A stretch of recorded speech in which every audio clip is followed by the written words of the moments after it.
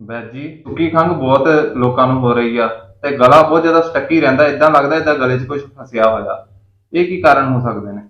ਇਸ ਦਾ ਮੁੱਖ ਕਾਰਨ ਹੈ GERD, ਗੈਸਟ੍ਰੋਇਸੋਫੇਜੀਅਲ ਰਿਫਲਕਸ ਡਿਜ਼ੀਜ਼। ਤੇਜ਼ਾਬ ਦਾ ਬਣਨਾ ਤੇ ਪੇਟ ਦੇ ਵਿੱਚੋਂ ਉੱਠ ਕੇ ਗਲੇ ਵਾਲੇ ਪਾਸੇ ਨੂੰ ਜਾਣਾ। ਜਦੋਂ ਤੇਜ਼ਾਬ ਰਿਫਲੈਕਸ ਹੁੰਦਾ ਹੈ, ਗਲੇ ਵਾਲੇ ਪਾਸੇ ਨੂੰ ਜਾਂਦਾ ਹੈ ਤੇ ਉਸ ਦੀ ਡ੍ਰੌਪਲੇਟਿੰਗ ਹੁੰਦੀ ਹੈ, ਉਹ ਸਾਡੀ ਸਾਹ ਨਲੀ ਵਿੱਚ ਡਿੱਗਣਾ ਸ਼ੁਰੂ ਹੋ ਜਾਂਦਾ ਹੈ ਤੇ ਉਸ ਦੇ ਨਾਲ ਸਾਡੇ ਫੇਫੜਿਆਂ ਤੇ ਜੋ ਹੈ ਔਰ ਸਾਡੀ ਟਰੈਕੀਆ ਜੋ ਹੈ ਸਾਹ ਨਲੀ ਉਹਦੇ ਵਿੱਚ ਇਰੀਟੇਸ਼ਨ ਹੁੰਦੀ ਹੈ ਤੇ ਸਾਨੂੰ ਜੋ ਸੁੱਕੀ ਖੰਘ ਦੀ ਸ਼ਿਕਾਇਤ ਹੁੰਦੀ ਹੈ। ਲੋਕ ਆਮ ਕਰਕੇ ਭੁਲੇਖਾ ਖਾ ਜਾਂਦੇ ਹਨ ਤੇ ਉਹ ਬਲਗਮ ਵਾਲੀ ਜੋ ਖੰਘ ਹੈ ਉਸ ਦਾ ਹੀ ਇਲਾਜ ਕਰਦੇ ਰਹਿੰਦੇ ਹਨ ਤੇ ਸਟੱਕੀ ਥਰੋਟ ਵੀ ਇਸ ਦਾ ਹੀ ਇੱਕ ਕਾਰਨ ਹੈ, ਐਸਿਡ ਰਿਫਲਕਸ।